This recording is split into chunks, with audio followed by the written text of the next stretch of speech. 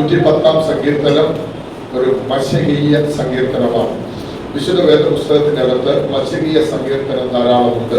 2-ാം സങ്കീർത്തനം, 16-ാം സങ്കീർത്തനം, അതുപോലെ തന്നെ 22-ാം സങ്കീർത്തനം, 45-ാം സങ്കീർത്തനം, 72-ാം സങ്കീർത്തനം, അതുപോലെ തന്നെ 110-ാം സങ്കീർത്തനം, 118-ാം സങ്കീർത്തനം. ഇതെല്ലാം മശകീയ സങ്കീർത്തനമാണ്. 7 മശകീയ സങ്കീർത്തനങ്ങളാണ് ഉള്ളത്. പിന്നെ ഉണ്ടെങ്കിലും 7 പ്രധാനമായും മശകീയ സങ്കീർത്തനം എന്നറിയപ്പെടുന്നത്. 2-ാം സങ്കീർത്തനത്തില് നമ്മുടെ കർത്താവ് രാജാവായും ആ രാജാവിനോട് എതിർപ്പ് പ്രകടിപ്പിക്കുന്ന ജാതികളുമാണ് 2-ാം സങ്കീർത്തനത്തിന്റെ മെയിൻ സബ്ജക്റ്റ്.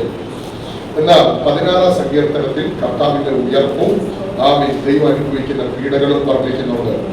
22-ാം സങ്കീർത്തനം യേശു കർത്താവിന്റെ ക്രൂശീകരണമാണ്. അവന്റെ കൈകാലുകൾ തുളച്ചിരിക്കുന്നതിനെ വർണ്ണിക്കുകയും ആ ക്രൂശിൽ കിടക്കുമ്പോൾ ഉണ്ടാകുന്ന അതിദാരുണമായ അനുഭവങ്ങൾ വർണ്ണിക്കുന്ന മശകീയ സങ്കീർത്തനമാണ് 22-ാം സങ്കീർത്തനം. എന്നാൽ 45-ാം സങ്കീർത്തനം വിശുദ്ധ വസ്ത്രാലങ്കാരം ധരിച്ച് ഉയരത്തിൽ വാഴുന്ന കർത്താവിന്റെ ഉയർപ്പിനെ കാണിക്കുന്ന ഒരു മശകീയ സങ്കീർത്തനമാണ് 45-ാം സങ്കീർത്തനം. 72-ാം സങ്കീർത്തനം നീതിയോടെ ഭരിക്കുന്ന ഒരു രാജാവ് എന്ന വിഷയത്തെ ആസ്പദമാക്കിയിട്ടാണ് 72-ാം സങ്കീർത്തനം എന്ന മശകീയ സങ്കീർത്തനം. 110-ാം സങ്കീർത്തനം കുറച്ചും കൂടെ ആഴമേറിയതാണ്. നമ്മുടെ കർത്താവ് രാജാവാണ്, നമ്മുടെ കർത്താവ് മഹാപുരോഹിതനാണ്, നമ്മുടെ കർത്താവ് പ്രവാചകനാണ്. ഈ വിഷയത്തിന് ഊന്നൽ നൽകുന്നു. 118-ാം സങ്കീർത്തനം വരുമ്പോൾ നമ്മുടെ കർത്താവ് മൂലക്കല്ലാണ്. അങ്ങനെ ഈ 7 മശകീയ സങ്കീർത്തനവും അടിവരയിട്ട് നമ്മൾ പഠിക്കേണ്ട സങ്കീർത്തനങ്ങളാകിയാൽ ഞാൻ എന്റെ ദൈവത്തിന് സ്തോത്രം ചെയ്തു. കരം ഉയർത്തിയുള്ള കർത്താവ് 110-ാം സങ്കീർത്തനത്തിന്റെ വിവിധമായ ദശകൾ പഠിക്കാനുണ്ടെങ്കിലും അതിനുള്ളിൽ പ്രധാനമായ ചിന്ത ഒന്ന്, നമ്മുടെ കർത്താവ് രാജാവാണ്. 2, നമ്മുടെ കർത്താവ് മഹാപുരോഹിതനാണ്. മൽക്കീസദേക്കിന്റെ ക്രമപ്രകാരം വെളിപ്പെട്ടു വരുന്ന മഹാപുരോഹിതനാണ് നമ്മുടെ കർത്താവ്. അതോടൊപ്പം തന്നെ നീതിയോടെ വാഴുന്ന രാജാവും അല്ലെങ്കിൽ പ്രവാചകനും എന്നൊക്കെ വേണമെങ്കിൽ വിശേഷിപ്പിക്കാം. 3-ാമത്തെ ചിന്ത. അപ്പോൾ 110-ാം സങ്കീർത്തനത്തിലേക്ക് നമ്മുടെ ചിന്തയെ തിരിക്കാം. 1-ാമത്തെ വാക്യം, യഹോവ എന്റെ കർത്താവിനോട് അരുളി ചെയ്യുന്നത്, ഞാൻ നിന്റെ ശത്രുക്കളെ നിന്റെ പാദപീഠമാക്കുവോളം നീ എന്റെ വലതുഭാഗത്തിരിക്കുക. ഈ വാക്യത്തിന് വളരെ ആഴമുണ്ട്, വളരെ അർത്ഥവത്തായ വാക്യമാണ്. കാരണം പുതിയ നിയമത്തിൽ യേശു കർത്താവിന്റെ മശിഹയെ തെളിയിക്കുന്ന വാക്യം പലയിടങ്ങളിൽ ഈ വാക്യം ഉദ്ധരിച്ചെടുത്ത് പറഞ്ഞിട്ടുണ്ട്. ഇവരുടെ ലേഖനത്തിലും മത്തായി സുവിശേഷം 24-ാം അധ്യായത്തിലൊക്കെ ഉദ്ധരിച്ചു പറഞ്ഞിട്ടുണ്ട്. യേശു തന്നെ പരീശന്മാരുടെ ഇടയിൽ തന്റെ ഞാൻ മശിഹയാണെന്ന് തെളിയിക്കുന്ന ഉദ്ധരിച്ച് എടുത്തു പറഞ്ഞിട്ടുള്ള വാക്യമാണ് ഈ സങ്കീർത്തനം 110-ല്. യഹോവ എന്റെ കർത്താവിനോട് അരുളി ചെയ്യുന്നത്. ഇവിടെ യഹോവ എന്റെ കർത്താവ് എന്ന് വിളിക്കുന്ന ആരെയാണ്? യഹോവ എന്റെ കർത്താവ് എന്ന് വിളിക്കുന്നത് യേശുവിനെയാണ്. എന്ന് പറഞ്ഞാൽ യഹോവയുടെ ഒപ്പം തുല്യത്വമുള്ള, പിതാവായ ദൈവത്തോടൊപ്പം തുല്യത്വമുള്ള പദവി കാണിക്കുകയാണ്. എന്ന് പറഞ്ഞാൽ അവൻ ദൈവരൂപത്തിലിരിക്കെ ദൈവത്തോടുള്ള സമത്വത്തിൽ നിറഞ്ഞു നിന്നയാളാണ് നാം സേവിക്കുന്ന ആരാധിക്കുന്ന നമ്മുടെ കർത്താവ്. ഇവിടെ പറയാം യഹോവ എന്റെ കർത്താവിനോട് അരുളി ചെയ്യുന്നത് എന്ന് പറഞ്ഞാൽ ദൈവം, പിതാവായ ദൈവം എന്റെ കർത്താവ് എന്ന് വിശേഷിപ്പിക്കുന്ന യേശുവിനെയാണ്.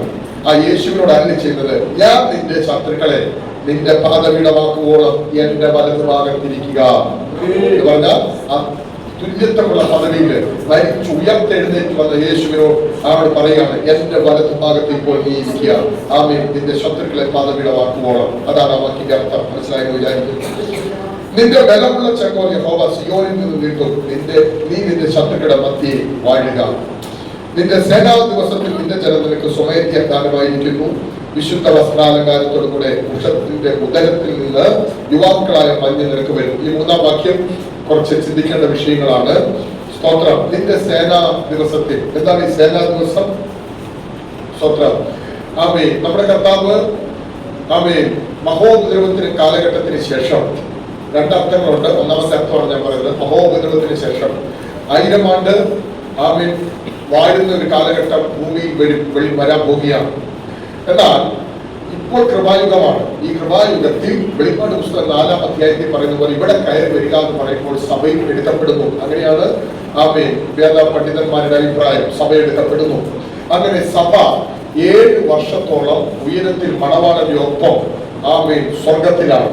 ആ 7 വർഷത്തിന് ശേഷം ആമേൻ ഒലിവ് മലയിൽ വിശുദ്ധന്മാരുമായി യേശു കർത്താവ് ആമേൻ കാൽ ചവിട്ടും. ആ കാൽ ചവിട്ടുമ്പോൾ നടക്കുന്ന യുദ്ധമാണ് കർമ്മഗദോൻ യുദ്ധം. മനസ്സിലാകുന്നുണ്ടോ? അതാണ് എന്റെ സേനാ ദിവസം എന്ന് വിശേഷിപ്പിക്കുന്നത്. യുദ്ധം നടക്കുകയാണ്.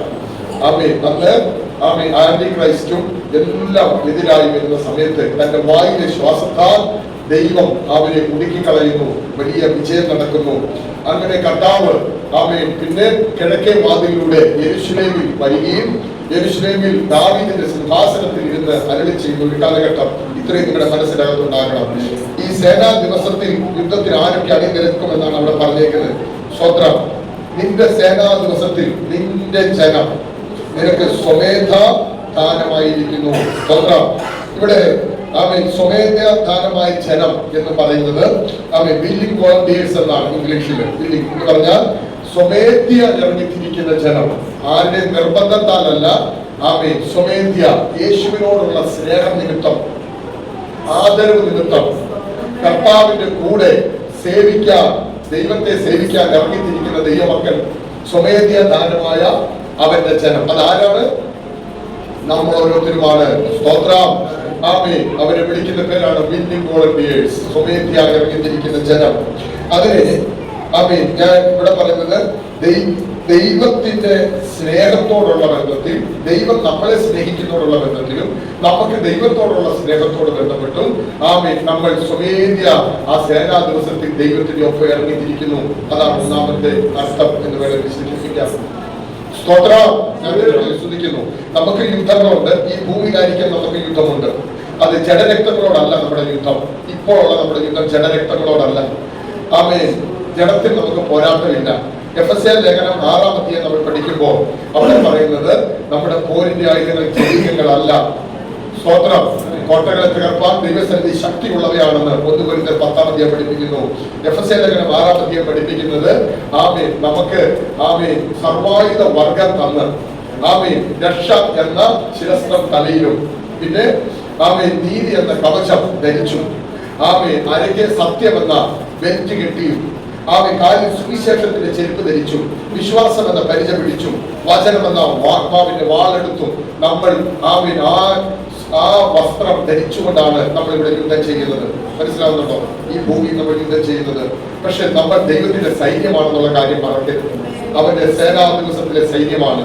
നമ്മൾ ഇപ്പോഴും ദൈവത്തിന്റെ സൈന്യമാണ്. നമ്മൾ ഇവിടെ ഇരുന്ന് പ്രാർത്ഥിക്കുമ്പോൾ യുദ്ധം നടന്നുകൊണ്ടിരിക്കുക. അത് ആക്ഷരിക യുദ്ധമല്ല, ആത്മതലത്തിൽ യുദ്ധം നടക്കുക. നിങ്ങൾ പറയുന്ന ഓരോ സ്തോത്രവും, നിങ്ങൾ പറയുന്ന ഓരോ ഹല്ലേലൂയയും, നിങ്ങൾ അന്യഭാഷയിൽ ആരാധിക്കുമ്പോഴും അന്തരീക്ഷത്തിൽ നിങ്ങൾക്ക് പ്രാർത്ഥനയെ തടയുന്ന, അന്തരീക്ഷത്തിൽ നിങ്ങളുടെ ഉയർച്ചയെ തടയുന്ന, നിങ്ങൾക്ക് വിരോധമായി നിൽക്കുന്ന ചില വെല്ലുവിളികളെ വെട്ടേൽക്കുന്ന ദൈവത്തെ സ്തുതിക്കുന്നു. ആത്മാവിൽ യുദ്ധം ജയിച്ചെടുക്കട്ടെ. ആത്മാവിൽ യുദ്ധം നടക്കുക.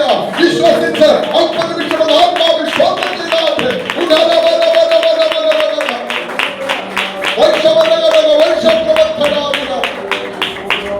ദൈവത്തെ സ്തുതിക്കുന്നു. നമ്മൾ വെറുതെ യുദ്ധം ചെയ്യുകയല്ല. അവിടെ എഴുതി വെച്ചിട്ടുണ്ട്, അവരുടെ നിന്റെ സേനാ ദിവസത്തിൽ നിന്റെ ജനം നിനക്ക് സ്വമേധാനമായിരിക്കുന്നു. വിശുദ്ധ വസ്ത്രാലങ്കാരത്തോടു കൂടെ അല്ലേ? എങ്ങനെയാണ് യുദ്ധത്തിൽ ഇറങ്ങുന്നത്? സേനാ ദിവസത്തിൽ വിശുദ്ധ വസ്ത്രാലം. ഇവിടെ ആയിരിക്കും എങ്ങനെയാണ് യുദ്ധം ചെയ്യുന്നത്? ഇവിടെ ആയിരിക്കും എങ്ങനെ യുദ്ധം ചെയ്യുന്നത്? സ്തോത്രം.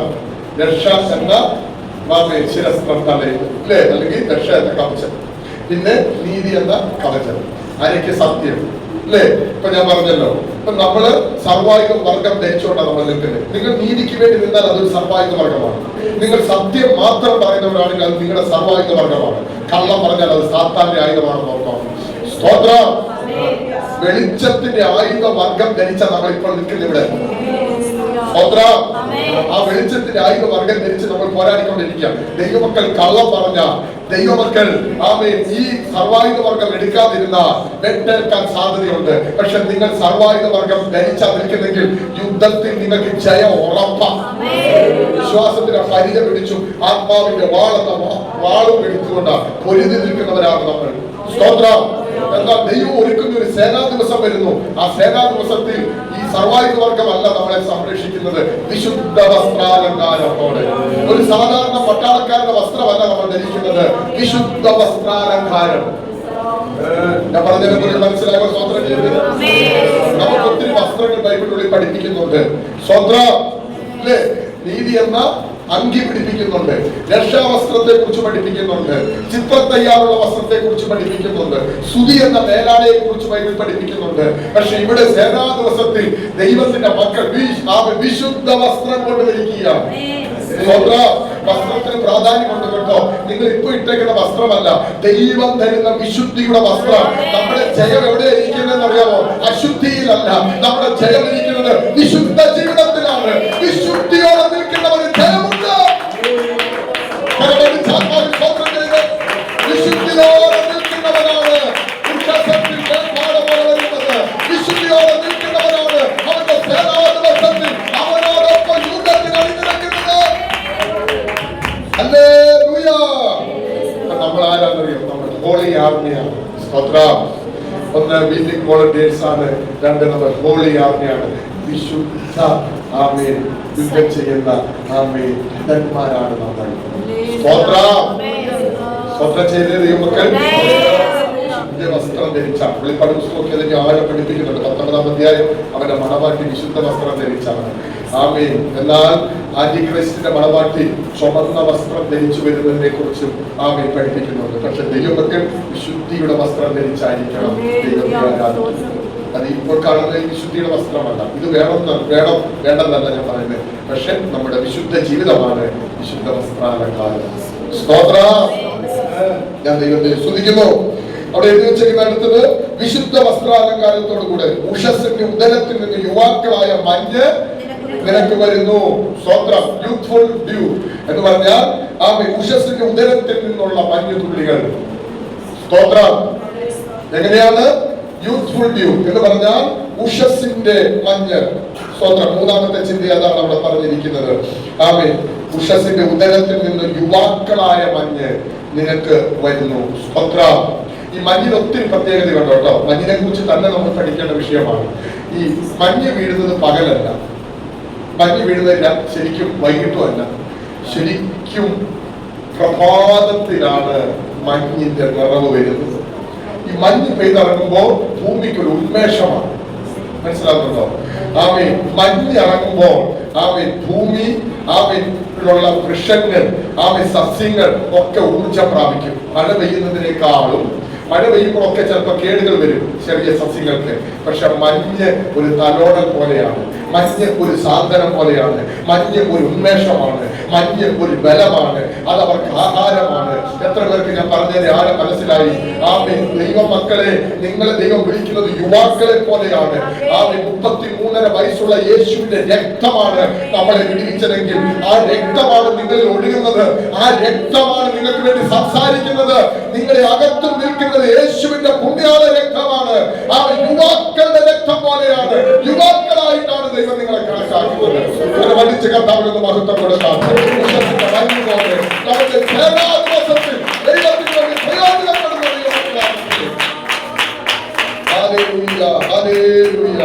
ഞാൻ എന്റെ ദൈവത്തെ സ്തുതിക്കുന്നു.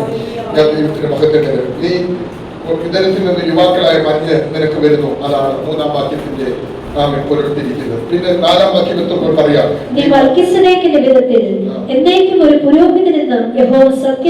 നമ്മുടെ കർത്താവിന്റെ 2 പദവികൾ 3 പദവികളാണ് പ്രധാനമായി. പഴയ നിയമത്തില് യേശു രാജാവാണ്, യേശു പുരോഹിതനാണ്, യേശു പ്രവാചകനാണ്. പുതിയ നിയമത്തിലും യേശു രാജാവാണ്, യേശു പുരോഹിതനാണ്, യേശു രാജാവാണ്. പക്ഷെ പഴയ നിയമത്തിന്റെ പ്രത്യേകത അവർക്ക് ഒരേ പദവിയുള്ളൂ. പഴയ നിയമത്തിൽ രാജാവിന് ഒരിക്കലും പുരോഹിതനാകാൻ കഴിയത്തില്ല. രാജാവിന് അവർക്കെല്ലാം ഓരോ പദവികളാണ്. പക്ഷെ ഈ 3 പദവികളും എന്റെ യേശുവിനാണ് നിറഞ്ഞു നിൽക്കുന്നത്. അതേ പദവികളാണ് ദൈവം നമുക്ക് തന്നിരിക്കുന്നത് എന്ന കാര്യം നിങ്ങൾ മറക്കരുത്. നമ്മളും രാജകീയ പുരോഹിത വർഗമാക്കി ദൈവം നമ്മളെ തീർത്തിരിക്കുകയാണ്. സ്തോത്രം. ഞാൻ ദൈവത്തിന് മഹത്വം കരയറ്റുന്നു. എന്നാൽ മൽക്കീസേദെക്കിന്റെ ക്രമപ്രകാരം എന്ന് പറയുമ്പോൾ മൽക്കീസദേക്കിന് ഒരു പ്രത്യേകതയുണ്ട്. മൽക്കീസദേക്ക് രാജാവാണ്, ശാലേം രാജാവാണ്. ആമേൻ. അതോടൊപ്പം തന്നെ അദ്ദേഹം പുരോഹിതനുമാണെന്ന് പഴയ നിയമം ഉൽപ്പത്തി പുസ്തകം 14-ാം അധ്യായത്തിൽ പഠിപ്പിക്കുന്നുണ്ട്. പഴയ നിയമത്തിലെ പുരോഹിതന്മാർ ലേവ്യ ഗോത്രക്കാരാണ്. ലേവ്യ ഗോത്രത്തിൽ നിന്നല്ല യേശു പുരോഹിതനായി വന്നത്.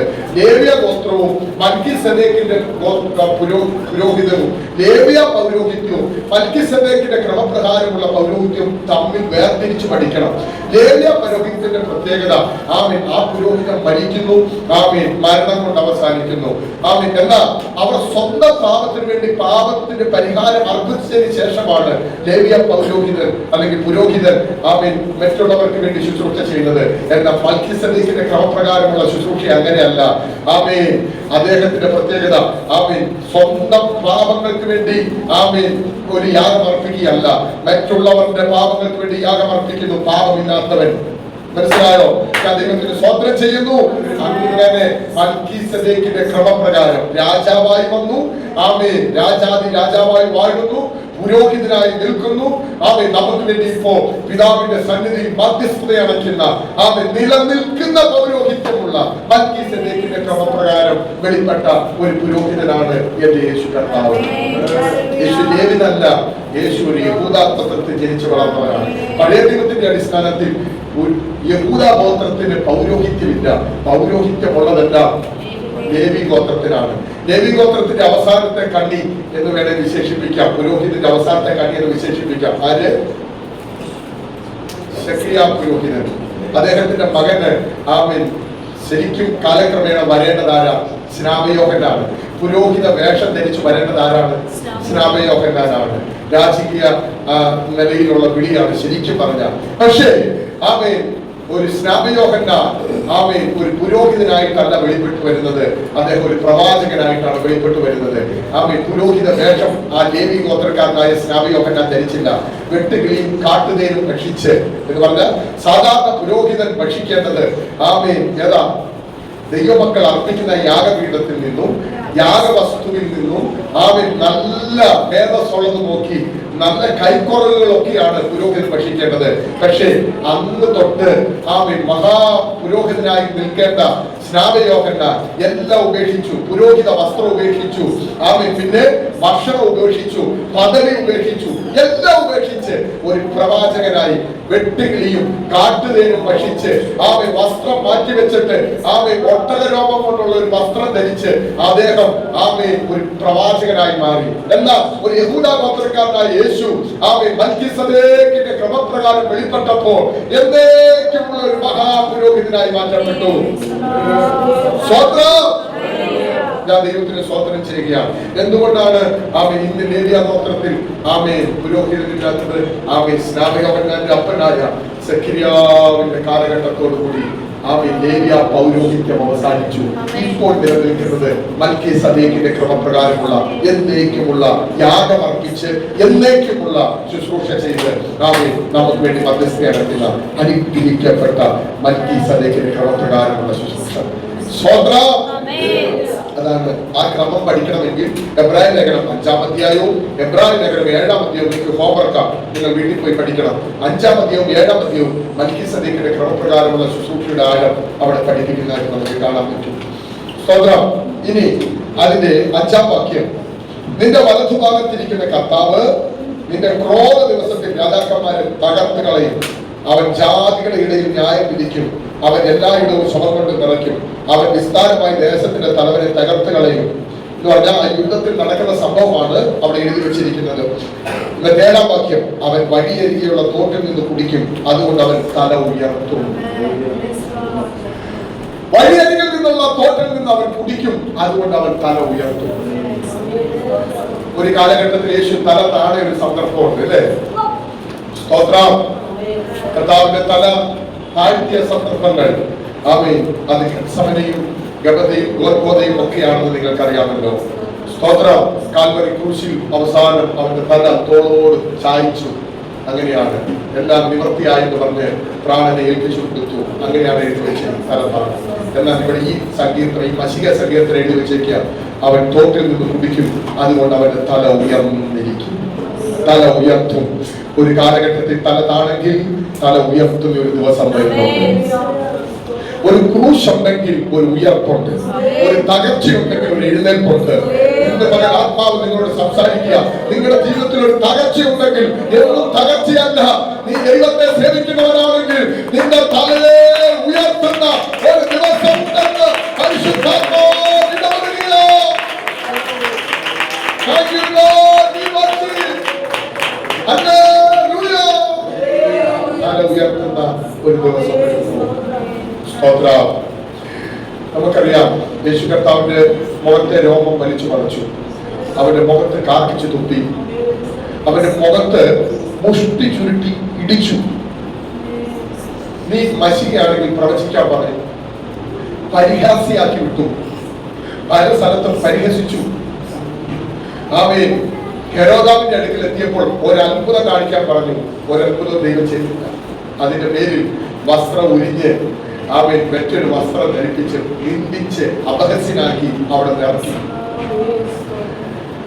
ശരീരം മുഴുവൻ ആമേൻ ഒരു സ്ഥലം പോലും ഇല്ലാത്ത വിധത്തിൽ യേശു കർത്താവിനെ ആമേൻ ചാട്ടവാറ് കൊണ്ട് അടിച്ച് രക്തം ധാരധാരയായി ഒഴുകത്തക്ക നിലയിൽ കണ്ടാൽ ആളറിയത്തില്ലാത്ത വിധത്തിൽ യേശുവിനെ ഒരു കർഷകൻ നിലം ഉഴുതു മറിക്കുന്നത് പോലെ യേശുവിന്റെ ശരീരം ഉഴുതു മറിച്ചു.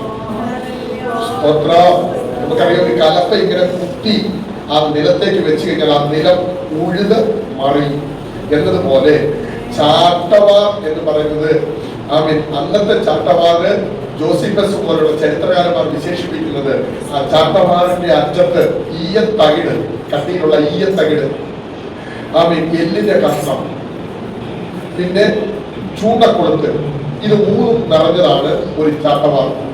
ഒരു സൈഡിൽ നിന്നുകൊണ്ട് ആമീൻ ഒരു ഫലം അടിക്കും, അടുത്ത സൈഡിൽ നിൽക്കുന്ന മറ്റൊരു ഫലം വീണ്ടും അടിക്കും. രണ്ട് സൈഡിൽ നിന്ന് അടിക്കുന്നത്.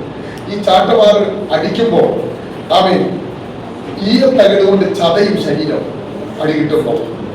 എന്നാൽ അടുത്തത് എല്ല് കഷ്ണമാണ്, കുത്തി തുളയ്ക്കും. എന്നാൽ ഈ ചൂണ്ടക്കുളത്ത് വരുന്നത് ഈ ചതഞ്ഞതും കുത്തി തുളച്ചതും മാംസത്തെ വലിച്ചു പുറത്തേക്കിടും. ഇത് മൂന്നുമാണ് സംഭവിക്കുന്നത്. അവിടെ കൊണ്ട് തീരുന്നില്ല. എന്നിട്ട് ആമീൻ ആ ചാട്ടവാറ് ആമീൻ നല്ല കുളിച്ച വീഞ്ഞി മുക്കുമെന്ന് പറയുന്നു. മുക്കിയിട്ട് വീണ്ടും അടിക്കും. അങ്ങനെ 39 അടി കുനിച്ചു നിർത്തി കണ്ടാവിനെ അന്ന് തല കുനിച്ചു നിർത്തി അടിച്ച്. പക്ഷേ സങ്കീർത്തനം മസിക സങ്കീർത്തനത്തിൽ പറയാം, അന്ന് കുനിച്ചു നിർത്തി അടിച്ചെങ്കിൽ അവൻ തല ഉയർത്തുന്ന ഒരു ദിവസം, തല ഉയർത്തുന്ന ഒരു ദിവസം ഞാൻ ദൈവത്തെ സ്തുതിക്കുന്നു. ക്രൂശിൽ അവന്റെ തല ചായ്ച്ചു. അവൻ ഗവതയിൽ അവനെ കുനിച്ചു നിർത്തി, ഗോൽഗോഥയിൽ അവന്റെ തല ചായ്ച്ചു. എന്നാൽ ഗത്സമനയിൽ അവൻ പ്രാർത്ഥിക്കാൻ തല കുനിച്ചു. എല്ലായിടത്തും തല കുനിച്ചു. സ്തോത്രം. എന്നാൽ ഉയർപ്പിന്റെ പൊൻപുലരിയിൽ അവൻ തല ഉയർത്തി എഴുന്നേറ്റെങ്കിൽ ആ ദൈവത്തിന് ശക്തമായി മഹത്വം കൊടുക്കാറുണ്ട്. മരണം കൊണ്ട് അവസാനിക്കുന്നതല്ല നമ്മുടെ കർത്താവിന്റെ ജീവിതം. മരണത്തിനപ്പുറം തല ഉയർത്തുന്ന ഒരു ദിവസം. അന്ന് കിഴക്കേ വാതിലൂടെയാണ് യേശുവിനെ ക്രൂശിക്കാൻ വേണ്ടി കൊണ്ടുപോയത്. ഇന്നും ആ കിഴക്കേ വാതിലുണ്ട്. അന്ന് കർത്താവിനെ ഇറക്കിയ സമയത്ത് ആ കിഴക്കേ വാതിൽ അടച്ചു. ആമീൻ. ക്രൂശെടുത്ത് 80 കിലോ വെയിറ്റുള്ള പച്ചപ്പൈ കുരിശിൽ ചുമന്നുകൊണ്ട് യേശു ഇറങ്ങിയ സമയത്ത് ആമീൻ അന്ന് കിഴക്കേ വാതിൽ അടച്ചതാണ്. പക്ഷെ ഇവിടെ എഴുതി വെച്ചേക്കുവാണ് ആമീൻ തല ഉയർത്തി യേശു വരുമ്പോൾ ആ കിഴക്കേ വാതിൽ തുറക്കും. തനിയെ വാതിലുകളെ നിങ്ങളുടെ തലകളെ ഉയർത്തുകയും, പണ്ടേയുള്ള കഥകളെ നിങ്ങളെ തല ഉയർത്തുകയും, മഹത്വത്തിന്റെ രാജാവ് പ്രവേശിക്കട്ടെ. മഹത്വത്തിന്റെ രാജാവായ ആമേൻ യുദ്ധവീരനായ യഹോവയത്രേ. മഹത്വത്തിന്റെ രാജാവ് പ്രവേശിക്കുമ്പോൾ പണ്ടേയുള്ള ആ കഥകൾ കിഴക്കേ വാതിൽ തുറക്കപ്പെടും, വാതിലുകൾ തുറക്കപ്പെടും, കഥകൾ തുറക്കപ്പെടും. തല ഉയർത്തും. എന്റെ കർത്താവ് തല കുനിച്ചാണ് അതിനെ ഇറങ്ങിയത്. എന്നാൽ തല ഉയർത്തി അതിനെ കയറുന്ന ഒരു ദിവസം വരും. അതാണ് 1000 ആണ്ട് വാഴ്ചയുടെ ദിവസം. ഒരു മശിഹിയ സങ്കീർത്തനമാണ്. എന്റെ കർത്താവ് തല ഉയർത്തുന്ന ഒരു ദിവസം വരും. ഹല്ലേലൂയ. കേൾക്കുന്ന ദൈവം നിങ്ങളോടുള്ള ഒരു പ്രവചനമെന്ന് പറയാം, നിങ്ങളുടെ തല ഏതെങ്കിലും വിഷയത്തിൽ താഴെയിരിക്കുന്നു, നിന്ദിക്കപ്പെട്ടിരിക്കുന്നു, അപമാനിക്കപ്പെട്ടിരിക്കുന്നു. നമ്മുടെ ഉപവാസത്തിന്റെ 14ാമത്തെ പകൽ പരിശുദ്ധാത്മാവ് ഇടപെടുന്നു. ദൈവത്തെ സേവിക്കാൻ ഇറങ്ങിയ ദൈവമക്കളെ, നിങ്ങളുടെ തല ഉയർത്തുന്ന ഒരു ദിവസം ദൈവം ഒരുക്കുമെന്ന് പരിശുദ്ധാത്മാവ് ഇടപെടുകയാണ്. ഹല്ലേലൂയ. നമുക്ക് ഒരുമിച്ച് കണ്ണുകൾ അടയ്ക്കാം, ഒരു സെക്കൻഡ് പ്രാർത്ഥിക്കാം. നമ്മുടെ കർത്താവ് അനുഭവിച്ച കഷ്ടതകളും നമ്മുടെ കർത്താവ് അനുഭവിച്ച വേദനകളും ഒക്കെ ഉണ്ടെങ്കിലും എന്റെ കർത്താവ് രാജാവായി വാഴുന്ന ഒരു ദിവസം വരുന്നു, രാജാവായി വരുന്ന ഒരു ദിവസം വരുന്നു. ഇന്നവൻ മഹാപുരോഹിതനായി പിതാവിന്റെ വലതുഭാഗത്തിരിക്കുകയാണ്. സ്തോത്രം.